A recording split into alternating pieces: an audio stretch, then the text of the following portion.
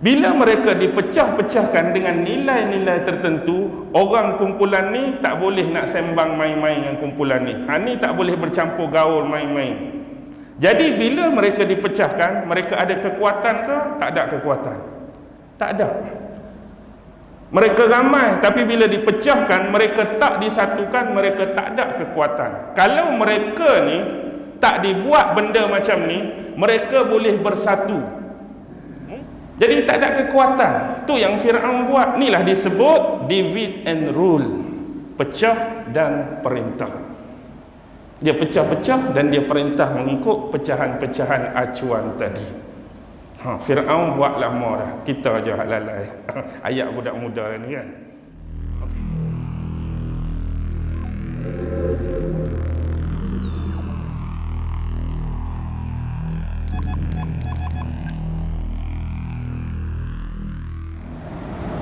A'udzu billahi minasyaitonir rajim. Bismillahirrahmanirrahim. Assalamualaikum warahmatullahi wabarakatuh. Alhamdulillahi rabbil alamin. وبه نستعين على أمور الدنيا والدين والصلاة والسلام على أشرف الأنبياء والمرسلين وعلى آله وصحبه أجمعين سبحانك لا علم لنا إلا ما علمتنا إنك أنت العليم الحكيم قال رب اشرح لي صدري ويسر لي أمري واحلل عقدة من لساني يفقه قولي اللهم يسر ولا تعسر اللهم صل على سيدنا محمد وعلى آله وصحبه وسلم ولا حول ولا قوة إلا بالله العلي العظيم أما بعد Alhamdulillah, syukur kehadrat Allah subhanahu wa ta'ala kerana dengan limpah kurnia, rahmat, kasih sayang dan inayah daripada Allah subhanahu wa ta'ala. Alhamdulillah, malam ini sekali lagi kita sama-sama ditempatkan oleh Allah subhanahu wa ta'ala pada sebaik-baik tempat. Dan mudah-mudahan Allah jualah yang menempatkan kita juga pada sebaik-baik tempat di sisinya di akhirat kelak insya-Allah.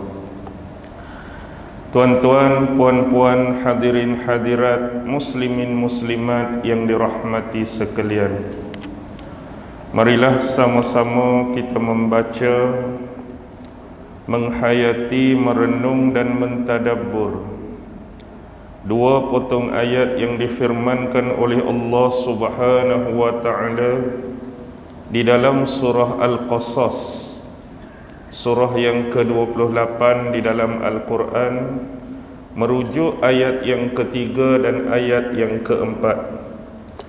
Allah subhanahu wa ta'ala berfirman, A'udzu billahi minasyaitonir rajim. Natslu 'alaika min naba'i Musa wa Fir'auna bil haqqi liqaumin yu'minun.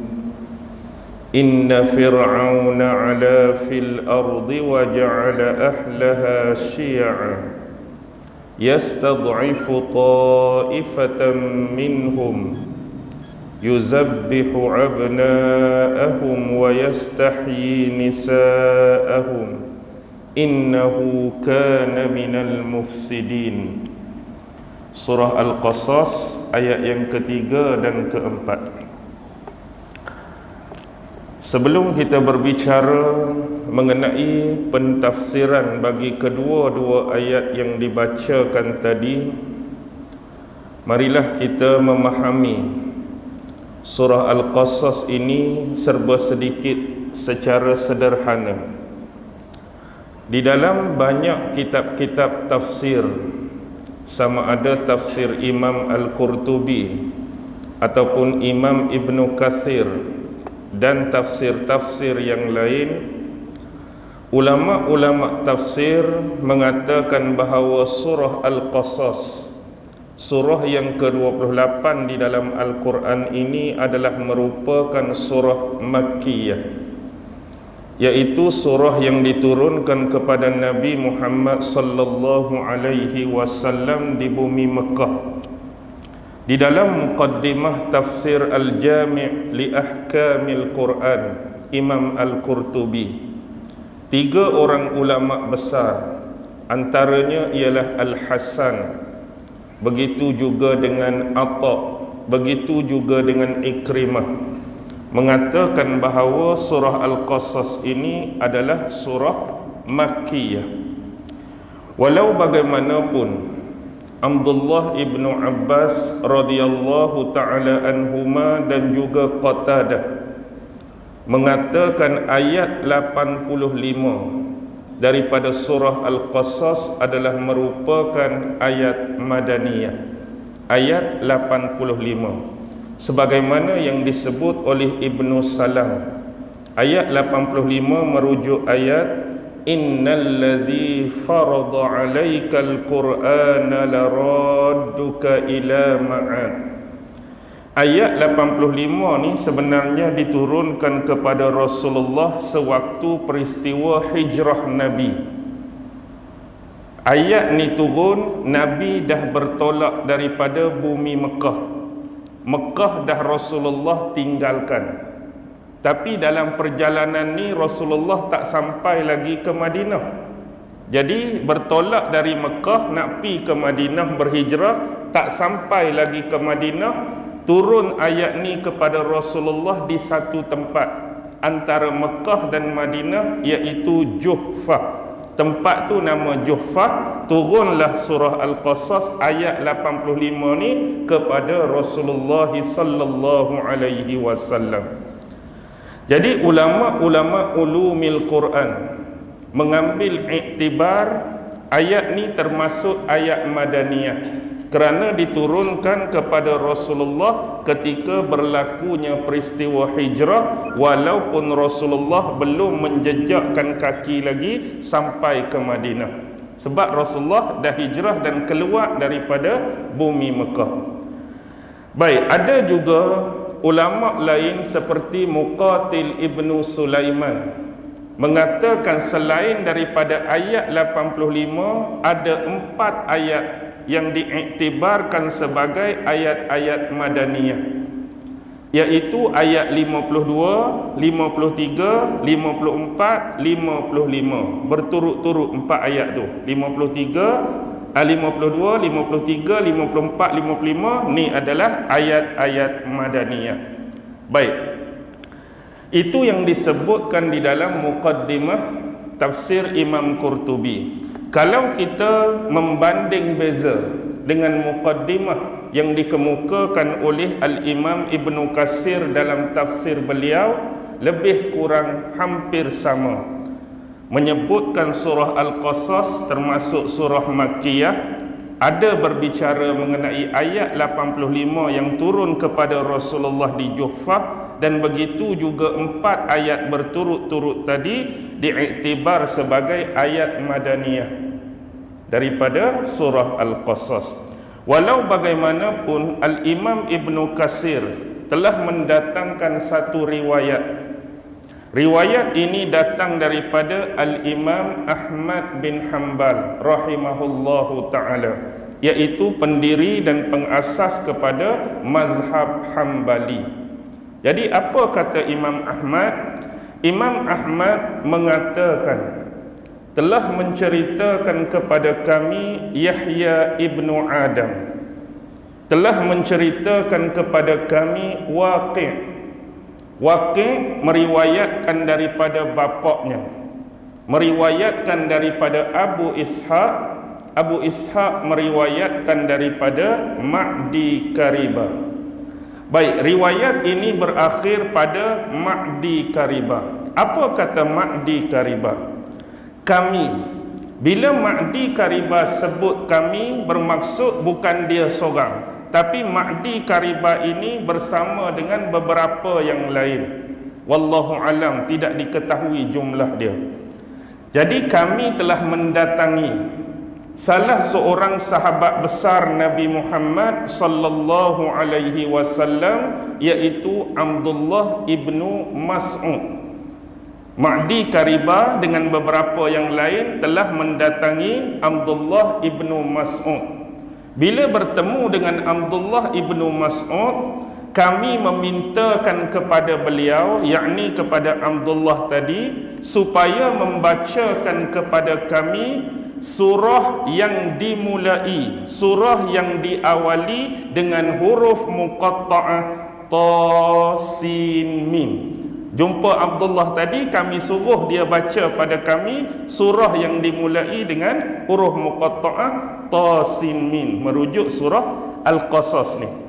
Tapi bila diminta berbuat demikian, apa jawab Abdullah ibnu Mas'ud? Sesungguhnya aku tidak memiliki surah tersebut. Abdullah jawab, aku tidak memiliki surah tersebut, tetapi kamu pergilah kepada orang yang mengambilnya.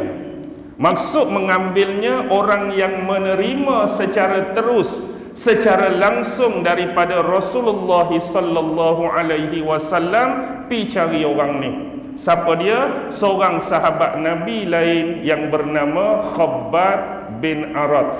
Pi cari Khabbab, dia yang menerima secara terus dan langsung surah ni daripada Rasulullah.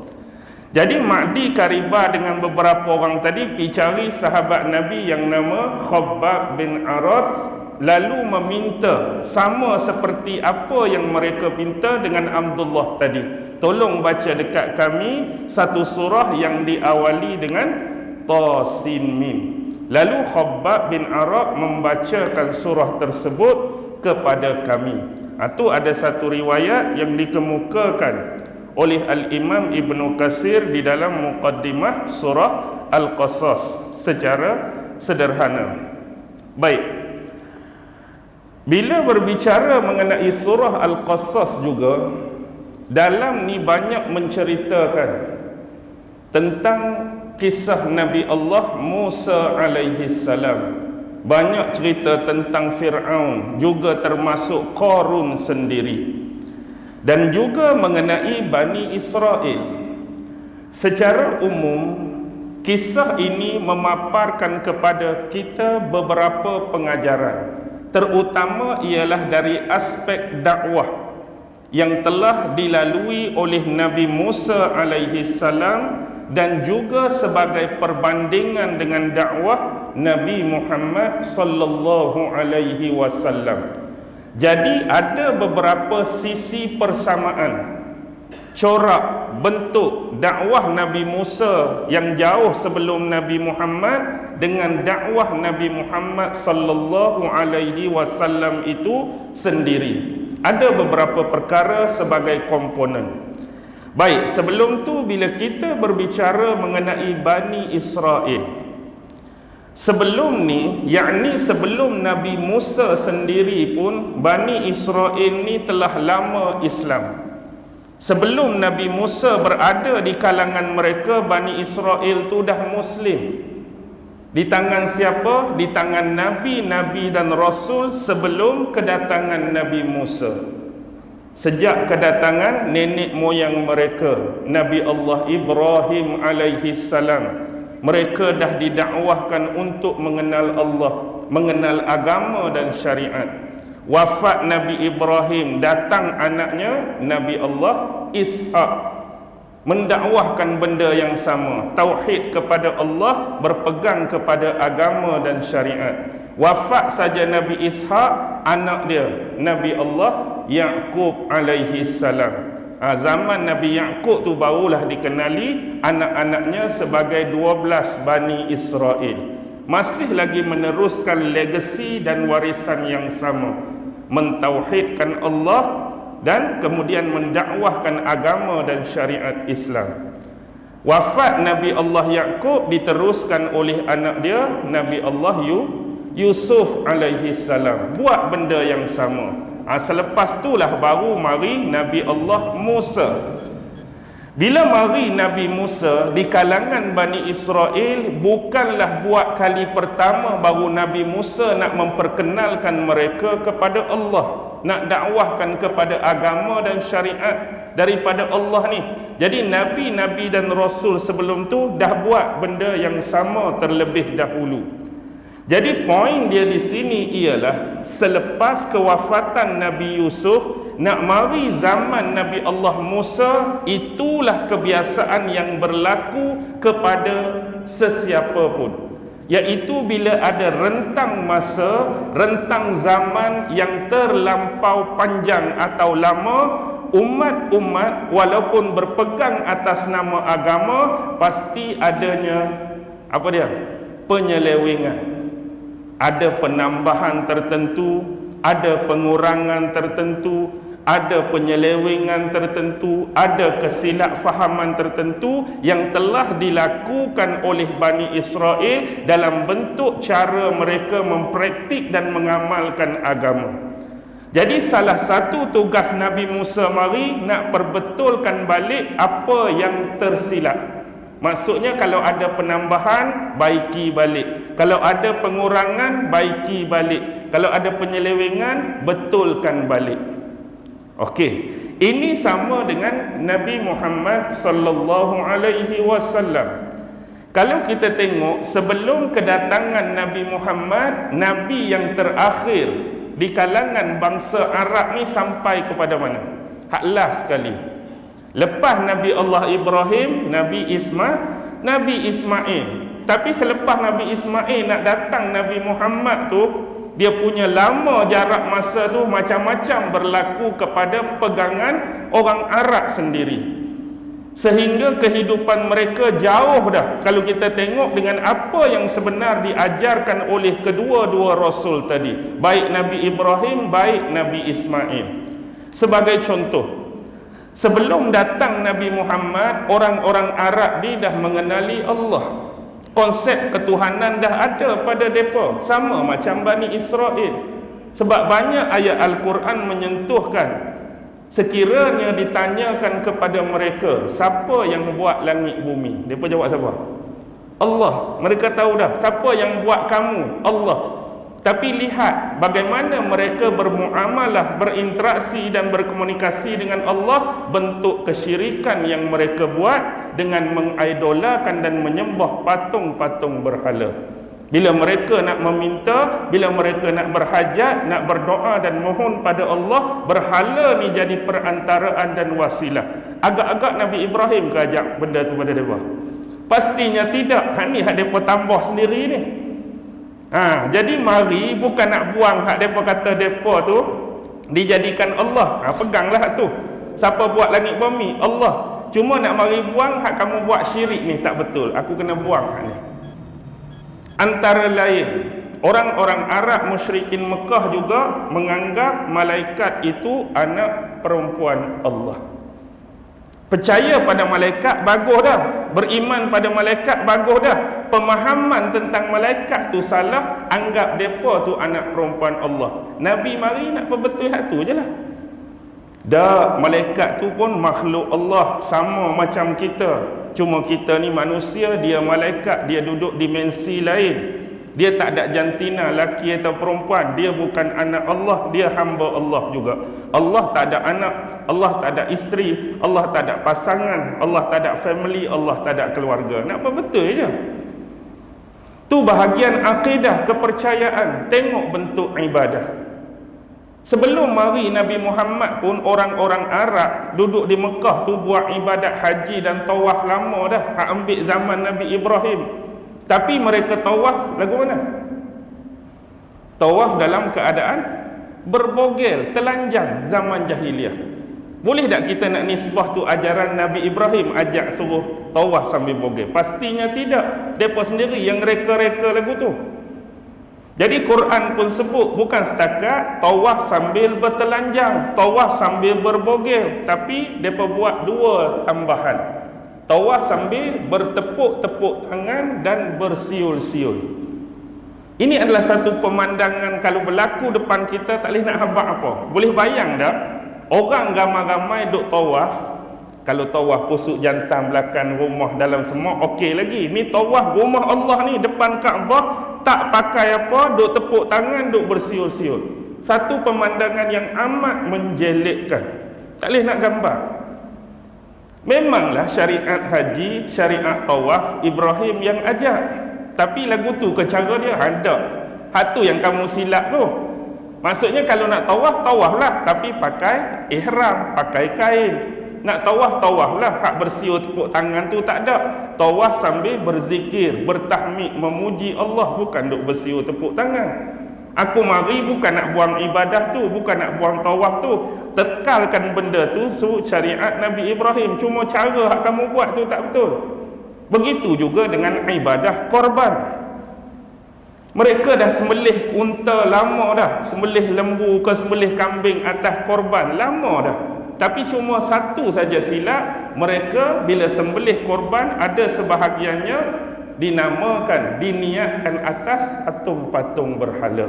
Aku sembelih unta ni atas berhala Lata. Aku sembelih lembu ni atas berhala Manat contoh. Aku sembelih kambing ni atas berhala Uzza. Mari nak perbetulan ni, kalau kamu nak korban, kalau kamu nak sembelih, bukan diniat untuk patung berhala tu, tapi diniatkan kepada Allah. Korban pi lah. Tapi hak kamu buat tu salah. Benda yang sama berlaku bila jarak tu nak mari Nabi dengan Nabi lain, tengah tu dia jadi terpeleot. Begitulah Nabi Musa dengan Bani Israel, begitulah Nabi Muhammad dengan Arab-Arab musyrikin Mekah. Tetapi ada 3 benda yang penting. Pertama ialah persamaan dakwah Nabi Musa dengan Nabi Muhammad, dua-dua melalui 2 fasa masa, 2 tempoh masa, 2 rentang masa. Contoh, Nabi Musa dia ada fasa dakwah yang pertama, iaitu sebelum berlakunya pembelahan atau penyeberangan Laut Merah. Maksudnya ada dah fasa Nabi Musa berdakwah sebelum Allah menyelamatkan mereka melintasi Laut Merah. Ada fasa tertentu. Kemudian fasa kedua dakwah Nabi Musa ialah bila mereka diselamatkan oleh Allah daripada Fir'aun. Lepas dah peristiwa Laut Merah, jadi perjalanan Nabi Musa nak menuju ke bumi yang dijanjikan Kanaan tu ada fasa dakwah yang tersendiri terhadap Bani Israel. Jadi ada 2 fasa. Banding dengan Nabi Muhammad begitu juga. Nabi Muhammad pun ada 2 fasa dakwah. Maksud 2 fasa di sini hak umum yang lebih besar. Bukan saya rujuk fasa sembunyi-sembunyi, fasa terang-terangan tu tak. Fasa pertama merujuk dakwah Nabi di bumi Mekah sebelum hijrah. Ada fasa dia. Kemudian fasa dakwah Nabi yang kedua selepas Nabi berhijrah ke Madinah. Juga ada 2 fasa. Ni persamaan yang pertama. Manakala persamaan yang kedua ialah kaedah, cara, bentuk kedua-dua rasul ini berdakwah. Okey, kita tengok Nabi Musa dulu. Nabi Musa, cara dia berdakwah kepada Fir'aun, cara dia berdakwah kepada ahli sihir, cara dia berdakwah kepada penduduk Mesir, bangsa Kipti, pastinya berbeza dengan cara dia berdakwah kepada kaum dia sendiri, Bani Israel. Fir'aun jenis lagu mana? Jenis seorang pemimpin, seorang penguasa yang mempunyai tanah jajahan, tanah taklukan yang luas. Ada ahli nujum pada dia, ada ahli sihir pada dia, ada menteri-menteri pada dia.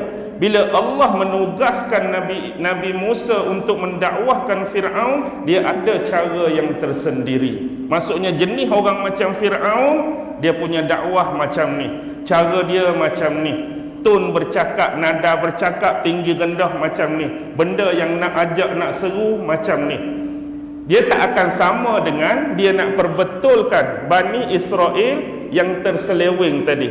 Cara dia lain. Fir'aun cara dia lain. Maksudnya apa yang dia dakwahkan kepada Fir'aun, nada Qurani dia sama dengan Rasul mendakwahkan Arab musyrikin Mekah. Arab musyrikin Mekah ni orang yang dah mempunyai kesilapfahaman dalam bersyariat, dalam beragama. Cara kita nak berhadapan dengan orang yang melakukan syirik ni macam mana? Nak perbetul balik. Kita boleh tengok ayat-ayat Qurani yang bernada Makkiyah.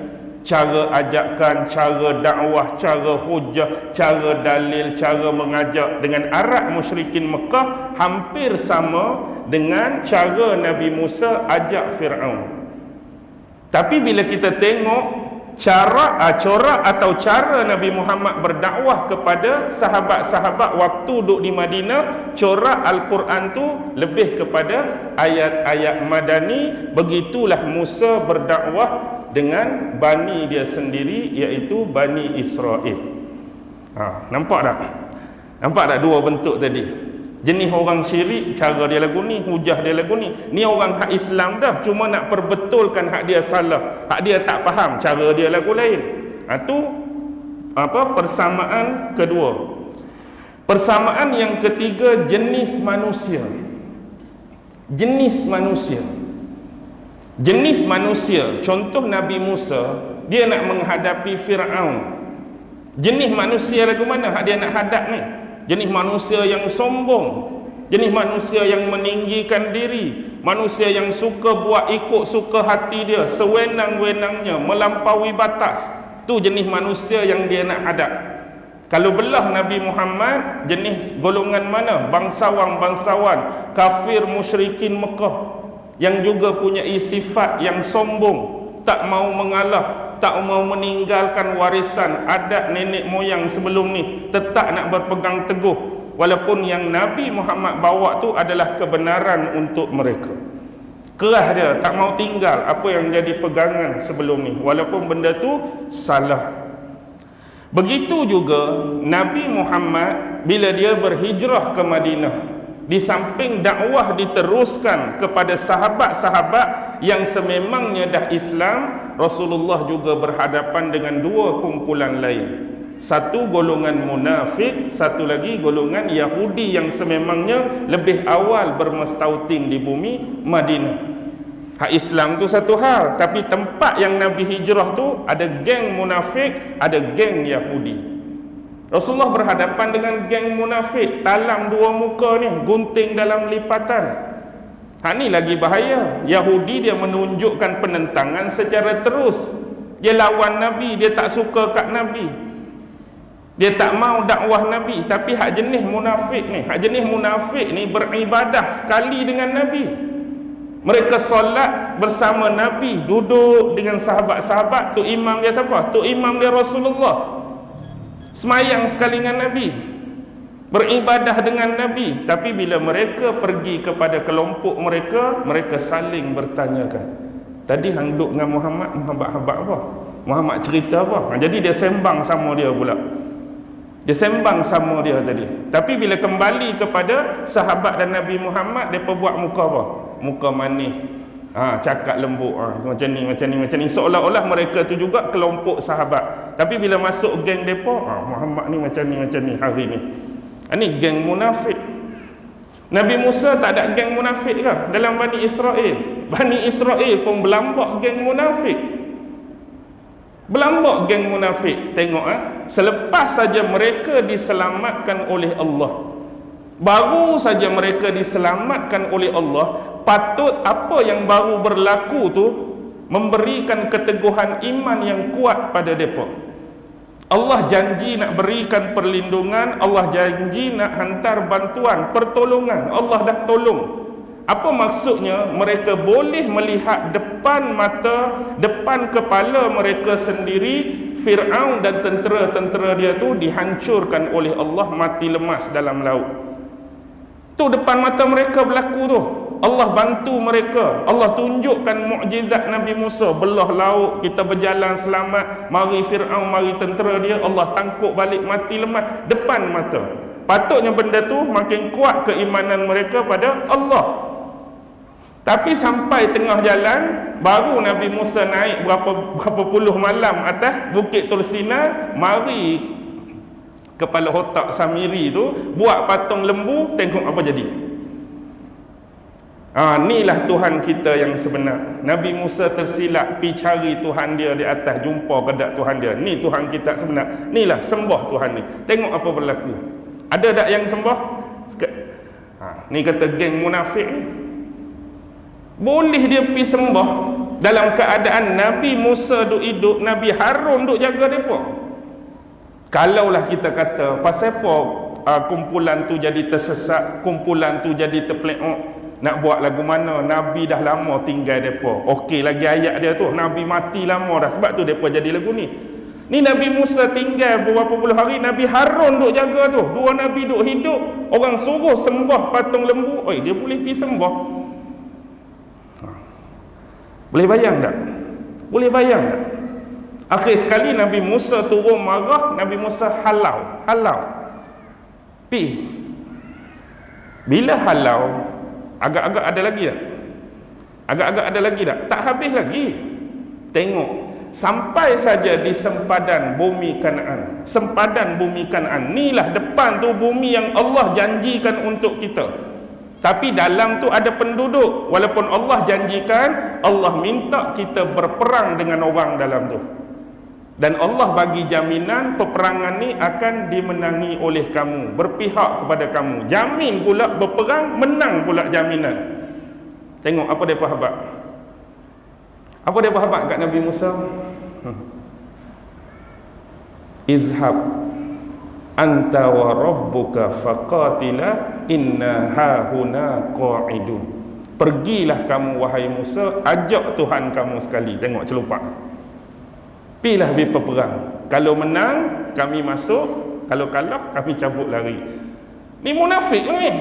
Tadi beria-ria, kamilah pengikut Nabi Musa. Hak mana ikut Samiri tu tak boleh pi, tak boleh belah. Kami hak setia akan jadi penolong. Sampai situ suruh berperang, keluarlah ayat dia. Ayat munafik dia.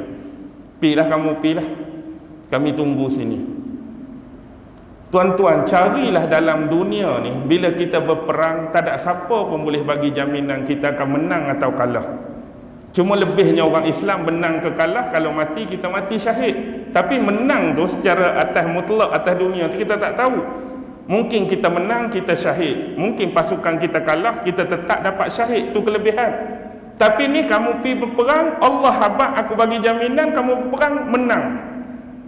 Kalau kita hidup ni seronok, cukup seronok. Kalau kapten atau komander perang boleh bagi jaminan, mari kita pergi berperang, aku jamin peperang ni kita menang.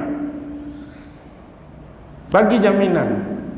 Siapa boleh bagi jaminan kita nak menang? Belum tentu lagi. Tapi Allah bagi jaminan, itulah sikap dia. Munafik tetap ada. Tak boleh masuk sampailah zaman Nabi Yusha baru boleh masuk. Sampai Nabi Musa wafat. Jadi atas kemunafikan mereka ni, macam-macam mereka ni, Allah sesatkan mereka di padang teh selama 40 tahun. Nak sangat. Aku sesatkan kamu 40 tahun duduk dalam tu. Putak pi duduk tempat sama. Semua terai-terai cari jalan duduk situlah. Di padang teh 40 tahun lama tu. Kalau kita 40 tahun ni hak umur 20, pencen lah. Pencen dalam padang teh tu lah. Kalau umur 20 kan, sesat pula 40, keluar pencen terus. DG 52. Kalau cikgu lah. Okey, nampak tak? Baik, sekarang ni ayat ni diturunkan kepada Nabi Muhammad. Kita tengok ayat ni sebut, Naslu alaika min naba'i Musa wa fir'auna bil haqq. Sesungguhnya kami membacakan kepadamu wahai Muhammad sebahagian daripada kisah Nabi Musa dan juga Fir'aun dengan benar. Liqaumi yu'minun, untuk orang-orang yang beriman. Ayat ni ayat ketiga surah Al-Qasas. Dia hampir sama dengan surah Yusuf ayat yang ketiga juga. Nahnu naqussu 'alaika ahsanal qasasi. Kami menceritakan kepada kamu wahai Muhammad akan sebaik-baik kisah. Itu kisah Nabi Allah Yusuf. Ini kisah Nabi Musa. Apa ada persamaan kisah Yusuf dengan kisah Musa? Sebab untuk Bani Israel lepas Nabi Yusuf mari Nabi Musa. Kalau Nabi Yusuf, Allah pisahkan dia dengan siapa? Kisah Nabi Yusuf dulu, Allah pisahkan dia dengan bapak dia, Nabi Yaqub, akibat pengkhianatan adik-beradik sendiri. Allah pisahkan Yusuf dengan Yaqub. Dan Nabi Yaqub sentiasa mengharapkan satu masa anak dia Yusuf akan balik ke pangkuan dia, akan balik pada diri dia. Dan harapan dia itu dimakbulkan oleh Allah. Satu masa dia dapat kembali anak dia Yusuf. Berbalik kepada Musa. Musa lagu mana? Musa dihanyutkan kan? Ini itu kisah bapak dengan anak. Ini kisah mak dengan anak. Mak Nabi Musa hanyutkan Nabi Musa dalam peti tu. Hanyut pi ke mana?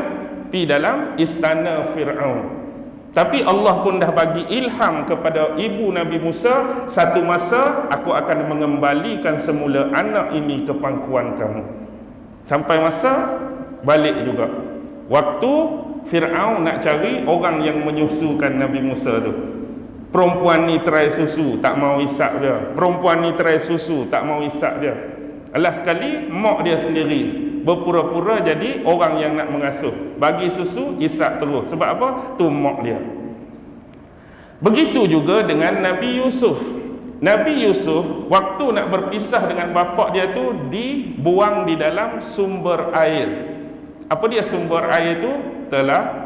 Telaga. Nabi Musa pun waktu nak berpisah dengan mak dia, sumber air, sungai Nil.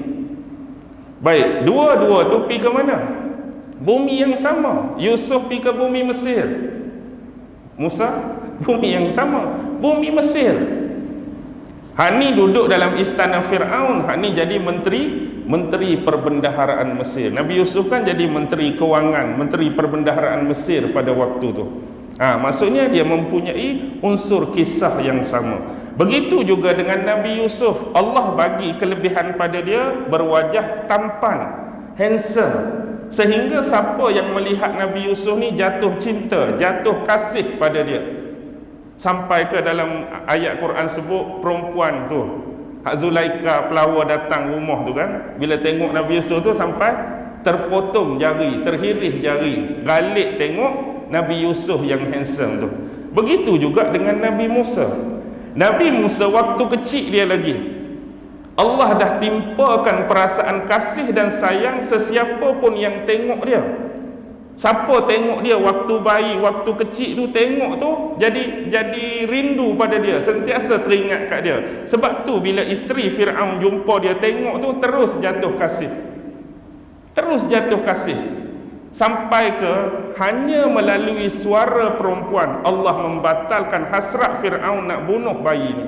Siapa perempuan tu? Bini dia sendirilah. Tak boleh ni, anak lelaki Bani Israel kita kena bunuh. Bini pun janganlah, kita bukannya ada anak pun, saya jumpa tengok dia jatuh kasih, jatuh cinta, saya nak jaga anak ni, jadikan dia anak angkat atau satu masa dia bermanfaat untuk kita.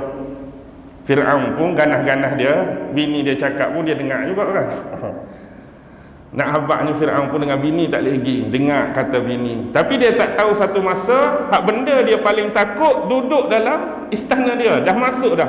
Dia ni lah ni. Siapa? Nabi Musa. Nabi Musa lah satu masa yang akan hancurkan dia. Okey, nampak dah? Baik, poin yang paling penting di sini bila disebut Musa wa Fir'aun, ada hubungan kerabat, ada hubungan kedekatan. Musa dengan Fir'aun tu hubungan yang dekat, ada kekerabatan. Musa tu anak angkat, Fir'aun tu bapa angkat. Musa anak angkat, Fir'aun bapa angkat. Tetapi poin paling besar di sini ialah hubungan kekerabatan ataupun hubungan yang dekat tidak langsung akan memberikan sebarang faedah dan manfaat sekiranya kamu atau sesiapa pun menolak kebenaran yang didakwahkan pada kamu. Jadi poin di sini ialah tidak ada langsung manfaat, tidak ada langsung faedah dekatnya Fir'aun dengan Musa tu sekiranya Fir'aun mengambil pendirian menolak dakwah kebenaran yang Nabi Musa dakwahkan pada dia. Nabi Musa ni Nabi, Rasul, dakwahkan benda yang benar, dakwahkan benda yang betul. Walaupun dia dakwah tu bapa angkat dia makan makanan istana yang sama, minum minuman istana yang sama, pakai pakaian istana yang sama, duduk dalam istana yang sama. Jadi jika Fir'aun menolak dakwah kebenaran Musa, tak ada faedah, tak ada manfaat atas hubungan kedekatan tadi. Poin dia ayat ni untuk Nabi Muhammad. Nabi Muhammad dia ada hubungan kedekatan dan kekerabatan dengan Arab Quraisy. Jadi benda yang sama, wahai kafir-kafir musyrikin Mekah, kamu bangsa Arab Quraisy, kamu mempunyai hubungan kekerabatan dengan Muhammad, kamu mempunyai hubungan kedekatan dengan Muhammad, tapi tak ada faedah langsung, tak ada manfaat langsung. Dekatnya hubungan kamu dengan Muhammad, sama-sama Arab Quraisy, kalau dia mari pada kamu, dia dakwahkan kebenaran, kamu tolak. Jadi tak ada faedah langsung hubungan dekat tu. Contoh, pak saudara Nabi Abu Lahab. Abu Lahab, tabbat yada Abi Lahabin tu pak saudara Nabi tu. Dia tu pak saudara Arab Quraisy, confirm dah. Tapi bila dia pak saudara Nabi, dekat dengan Nabi, Nabi tu baru anak saudara dia, Nabi dakwahkan kebenaran pada dia, dia tolak. Ada manfaat tak untuk hidup dia? Tak ada. Walaupun pak saudara, tak ada faedah langsung untuk dia, dia tolak dakwah Nabi. Tapi kalau kita tengok pak saudara Nabi yang seorang lagi, Hamzah. Hamzah bila Nabi dakwahkan kebenaran, dia terima. Bila Nabi dakwahkan Al-Quran, dakwahkan Islam, dia accept benda tu, dia menerimanya. Jadi ada manfaat, ada kebaikan untuk dia.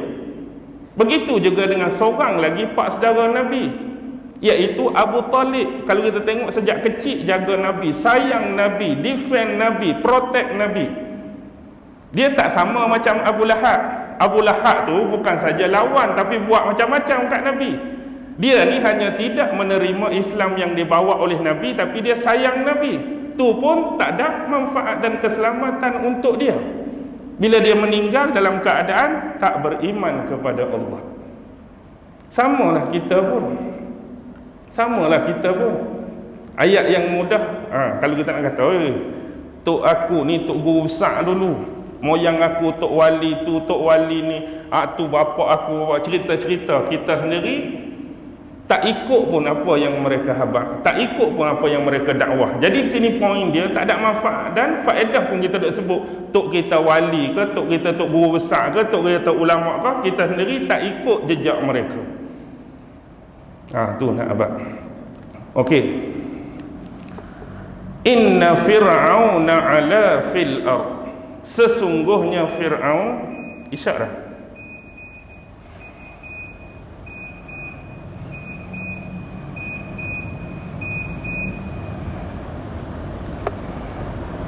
sesungguhnya Fir'aun ala fil ard. Baik, kalimah ala ni dalam tafsir Ibnu Katsir dia bawa 3 makna. Pertama dia sebut takabbara, yang kedua watajabbara, yang ketiga watagha. Takabbara, watajabbara, watagha. Apa maksud takabbara? Sombong. Apa maksud takabbara? Meninggikan diri. Yang kedua tajabbara. Tajabbara ni kalau bahasa orang kampung, dia buat ikut suka hati dia. Melakukan sesuatu dengan sewenang-wenangnya, tu tajabbara. Kalau tagha, melampaui batas, overhead, overdue dah, lebih had. Jadi atas seorang Fir'aun ni duduk di dia semua. Sombong pun dia, meninggi diri pun dia, suka buat ikut suka hati pun dia, melampaui batas pun dia, semua tu duduk di dia. Fil ard, di atas muka bumi. Bila sebut muka bumi ni bukan semualah. Fir'aun ni dia hanya perintah kawasan yang terhad dan tertentu. Kawasan tu lah dia bermaharaja lelanya. Hak selain daripada tempat lain tu tak lah. Cuma disebutkan di atas muka bumi ni. Wa ja'ala ahlaha syi'a, dan dia menjadikan penduduknya berpecah belah. Fir'aun ni waktu dia memegang tampuk jawatan dia sebagai penguasa Mesir, sebagai pemerintah Mesir, dia jadikan penduduk-penduduk tu berpecah belah. Satu benda yang kontra terbalik. Kalau kita kata kita ni sebagai pemerintah sebuah kerajaan yang besar dan luas, kalau kita nak jaga warisan dan legasi pemerintahan kita agar bertahan dalam tempoh yang lama, bila nak suruh kekal lama, kita mesti minta rakyat kita bekerja sama. Rakyat semua kena bersatu padu. Rakyat semua kena tolong menolong. Rakyat semua kena saling menghormati. Rakyat semua kena mengamalkan toleransi. Bila ada benda ni, barulah ada kekuatan, barulah legasi kerajaan dan pemerintahan kita kekal. Tapi Fir'aun, dia nak jaga legasi pemerintahan dia, dia buat rakyat dia berpecah belah. Kalau kita kata kalau berpecah belah, makin lagi teruk. Okey. Di sini ada kalimah Syiah. Syiah ni pada dia ada persamaan dan pada dia juga ada perbezaan. Pada kalimah Syiah tu ada bentuk persamaan, pada kalimah Syiah ada bentuk perbezaan. Contoh Syiah ni berpecah belah. Maksudnya Fir'aun membahagikan mereka, ni kumpulan ni kumpulan ni puak ni puak ni aliran ni aliran ni grup tu ni grup ni. Tapi walaupun berpecah dalam bentuk itu, apa persamaan mereka? Persamaan yang mereka kena percaya, persamaan yang mereka kena pegang walaupun grup macam-macam ialah kena berpegang bahawa Fir'aun adalah pemimpin kita yang paling tinggi. Duduk kumpulan mana pun kena letak Fir'aun pemimpin kita yang paling tinggi, yang paling unggul. Segala arahan dia kita kena buat, segala arahan dia kita kena laksana. Apa yang dia tak suka menjadi ketidaksukaan bagi kita juga. Itu persamaan walaupun duduk kumpulan yang berbeza. Tapi apa perbezaan dia? Mereka dibahagikan mengikut nilai value kasta satu-satu kumpulan. Contoh di sisi Fir'aun, ni grup yang namanya ahli-ahli sihir Fir'aun. Ada keistimewaan tertentu grup ni. Grup ni nama dia ahli-ahli nujum Fir'aun. Nak meramal sesuatu untuk Fir'aun, ada keistimewaan dia. Grup ni dinamakan menteri-menteri Fir'aun, ada keistimewaan dia. Grup ni ialah bangsawan-bangsawan, elit-elit, ada keistimewaan dia. Grup lain, grup peniaga, grup pedagang. Hak paling rendah kita kata grup kuli. Hak ni kerja kebun, hak ni kerja pertanian, hak ni kerja ikutlah apa pun. Hak ni buat bangunan, buruh kasak. Maksudnya mereka dipecah-pecahkan. Bila mereka dipecah-pecahkan dengan nilai-nilai tertentu, orang kumpulan ni tak boleh nak sembang main-main dengan kumpulan ni. Ni tak boleh bercampur gaul main-main. Jadi bila mereka dipecahkan, mereka ada kekuatan ke? Tak ada kekuatan. Tak ada. Mereka ramai, tapi bila dipecahkan, mereka tak disatukan, mereka tak ada kekuatan. Kalau mereka ni tak dibuat benda macam ni, mereka boleh bersatu. Mungkin mereka boleh bersatu. Tengok, raja kita zalim, raja kita sombong, raja kita meninggi diri, raja kita ikut suka hati dia. Kita mesti bersatu padu, kita kena lawan dia, kita kena memberontak. Ni Fir'aun tak mau ni. Sebab PL dia hak macam-macam tu, kalau dia lepaskan seketui lagu tu, semua akan pakat lawan dia. Sebab dia buat tu bukan macam orang. Tapi bila dia pecah, barulah ada sekelompok mungkin hak kecil. Zalim ni pemimpin kita. Mari hak kelas-kelas bangsawan. Hang cakap apa? Aku report kat Fir'aun. Kendok. Tak nak bagi contoh. Jadi tak ada kekuatan. Tu yang Fir'aun buat. Inilah disebut divide and rule. Pecah dan perintah. Dia pecah-pecah dan dia perintah mengikut pecahan-pecahan acuan tadi. Fir'aun buat lama dah. Kita je hak lalai. Ayat budak muda ni kan. Okey. Bani Israel ada di Mesir. Bani Israel jadi apa pada masa tu? Jadi hamba, jadi kuli, jadi buruh binaan. Ni berbeza dengan cara hidup masa mereka duduk di Mesir zaman Nabi Yusuf. Zaman Nabi Yusuf macam-macam keistimewaan mereka dapat sebab Yusuf jadi menteri. Tapi bila zaman Nabi Musa, mereka ni grup hamba, ditindas, dihina, diperhambakan, dibuat zalim, disiksa macam-macam.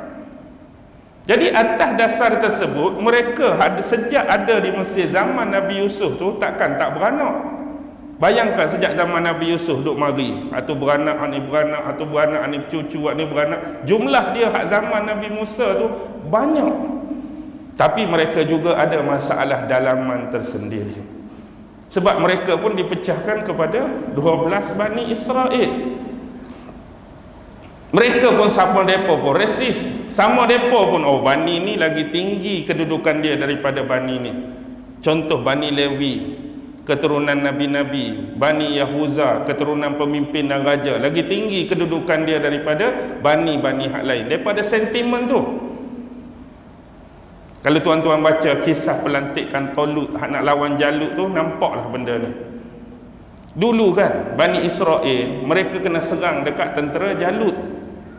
Mereka tak ada pemimpin, tak ada ketua. Mereka pergi jumpa seorang Nabi Allah, nama dia Samuel. Wahai Nabi Samuel, lantiklah bagi kami seorang pemimpin, seorang raja, biar dia mengetuai kami untuk lawan Jalut. Betul ke kamu ni nak berperang ni di belakang seorang ketua ni? Oh, betul lah. Lama dah kita kena tindas ni. Baik.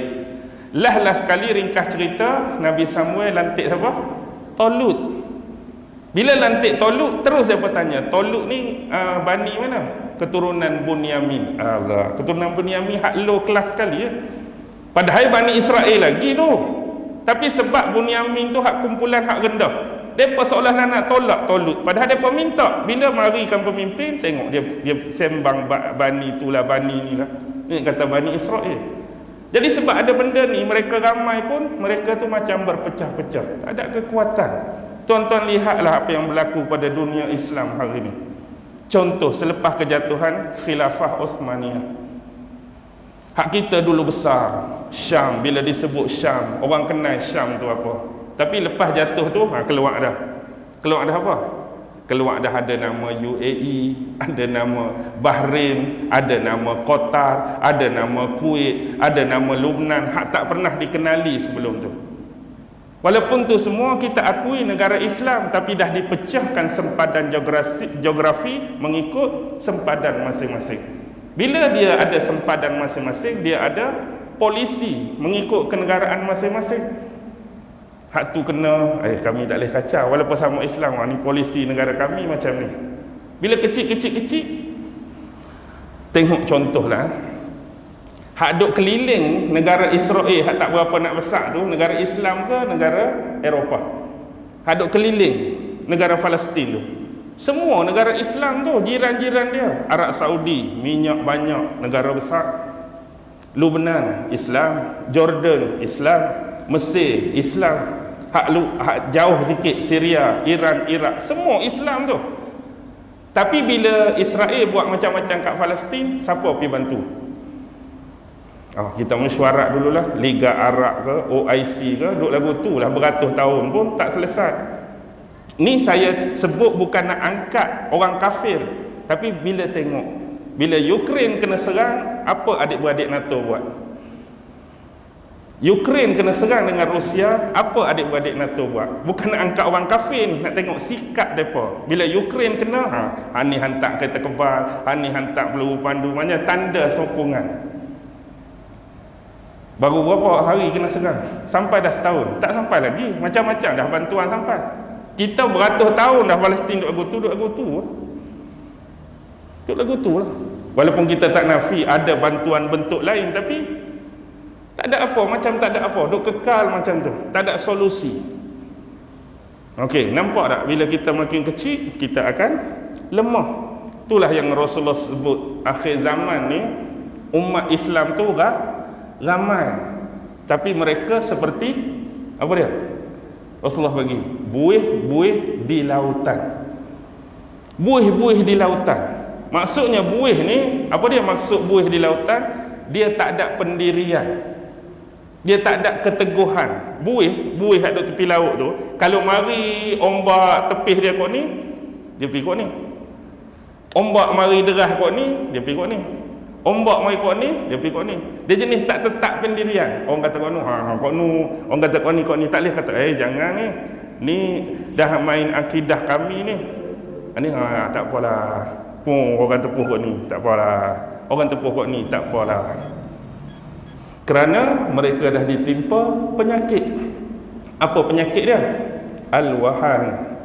Dua sifat al-wahan. Pertama, cinta dunia. Yang kedua, takutkan kematian.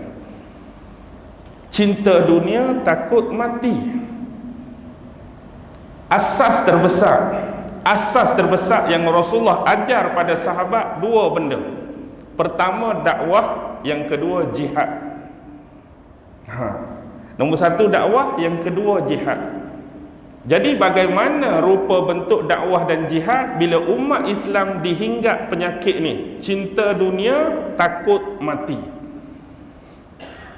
Kalau bab jihad, kita tak bab jihad. Bila bab jihad, mari takut mati, dia jadi ke mana?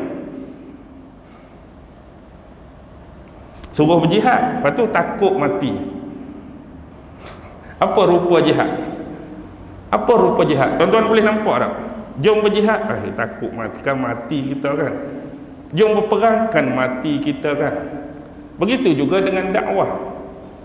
Dakwah, kalau cinta dunia, dia jadi apa? Dakwah cinta dunia. Dakwah ni, dia kena menyatakan benda yang hak, benda yang sebenar, benda yang betul. Tu dakwah. Apa pun kena katakan yang sebenar. Tapi kalau dunia dakwah mula diliputi cintakan dunia, kalau aku habaq benda hak betul ni, follower aku dalam Facebook 1 juta ni boleh tinggal 100 ni. Contohlah, akulah ni follower 1 juta orang duk follow ni, tapi kalau aku sebut keras, aku sebut itu sikit, tinggal 100 orang ni, tak boleh lah. Aku kena CP slow nak kekalkan follower aku. Kalau aku sebut ni hak popular aku tu jatuh merudung ni, contoh. Jadi kita nak jaga benda-benda tu. Follower lah, FB aku mesti kena ban, FB aku mesti TikTok godang ke apa. Dia takut benda-benda tu hilang daripada dia.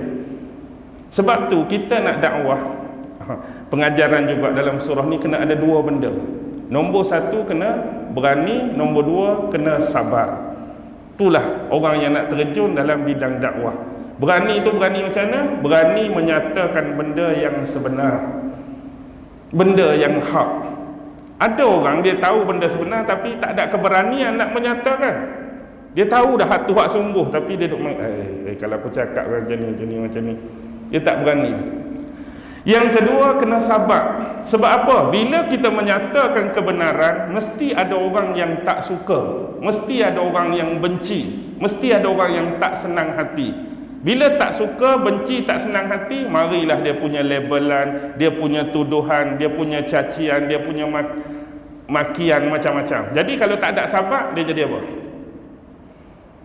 Tak ada sabar, dia jadi lagu ni. Saya baru datang sini mengajak 2 kali. Saya mengajak 2 kali, orang kata macam-macam dah kat saya. Jadi malam ni last lah saya mengajak kat sini, saya berhenti dah. Sedih hati saya, baru 2 kali mari. Kalau jenis dalam hati ada taman, habis. Baru 2 kali tu orang label tu, orang tuduh ni, habis dah dia. Sabar tak ada. Jadi kena berani, kena sabar. Tengok Nabi, contoh Nabi. Belum berdakwah, apa orang Arab tengok Nabi. Belum Nabi berdakwah, setelah dia diangkat jadi Rasul, Muhammad Al-Amin di sisi mereka. Muhammad tak pernah cakap bohong di sisi mereka. Muhammad tak pernah menipu di sisi mereka. Muhammad anak yang baik, anak yang soleh di sisi mereka. Bila Allah angkat jadi Rasul, mula berdakwah, apa mereka kata? Hang ni cakap bohong lah. Sebelum ni dia lah paling amanah. Tiba-tiba kata Nabi cakap bohong, Nabi kurang siuman, Nabi orang gila, Nabi tukang syair, Nabi terima dari dirasuki oleh iblis, setan, macam-macam Nabi kena. Tukar terus 360 darjah dia punya pandangan kepada Nabi. Bila Nabi dakwahkan tu, tak ikut cita rasa dan selera dia duk pegang selama ni. Sebab dia tak senang duduk dah. Nabi dakwah tu benda hak, benda betul tak sama dengan dia. Start dah. Hak Muhammad soleh sebelum ni tak ada dah. Muhammad baik sebelum ni tak ada dah. Muhammad tak pernah cakap bohong tak ada dah. Muhammad jadi cakap bohong pula. Begitulah juga kalau orang nak berdakwah. Kita tak boleh nak mengharapkan bila kita berdakwah ni orang puji kita, orang angkat kita, orang lambung kita. No. Ada sebahagiannya tak suka dengan apa yang kita sebut dan kita perkatakan. Itulah label macam-macam, tuduh macam-macam. Pi lah. Kita bukan mengharapkan mereka, Allah saja. Itulah harapan dan pergantungan kita. Jadi kita berhenti setakat ni, dah pukul 9. Mudah-mudahan sedikit sebanyak dapat memberikan kefahaman kepada kita. Walaupun tak habis lagi ni, ayat yang kedua tu tak habis lagi, baru sekerat. Nanti kita sambung insya-Allah pada lain keluaran ataupun lain bulanan. Apa yang baik tetap datang daripada Allah, yang lemah dan kurang datang dari diri saya sendiri. Wabillahi taufiq wal hidayah. Wassalamualaikum warahmatullahi wabarakatuh. A'udzu billahi minasyaitonir rajim. Bismillahirrahmanirrahim. Allahumma innaka ta'lam anna hadhihi alquluba qad ijtama'at ala mahabbatik waltaqat ala ta'atik wa tawahhadat ala da'watik wa ta'ahadat ala nusrati syari'atik. فوسك اللهم رابطتها وأدم ودها واهدها سبلها واملأها بنورك الذي لا يخبو واشرح صدورها بفيض الإيمان بك وجميل التوكل عليك وأحيها بمعرفتك وأمتها على الشهادة في سبيلك إنك نعم المولى ونعم النصير وصلى الله على سيدنا محمد وعلى آله وصحبه وسلم والحمد لله رب العالمين. الله أكبر.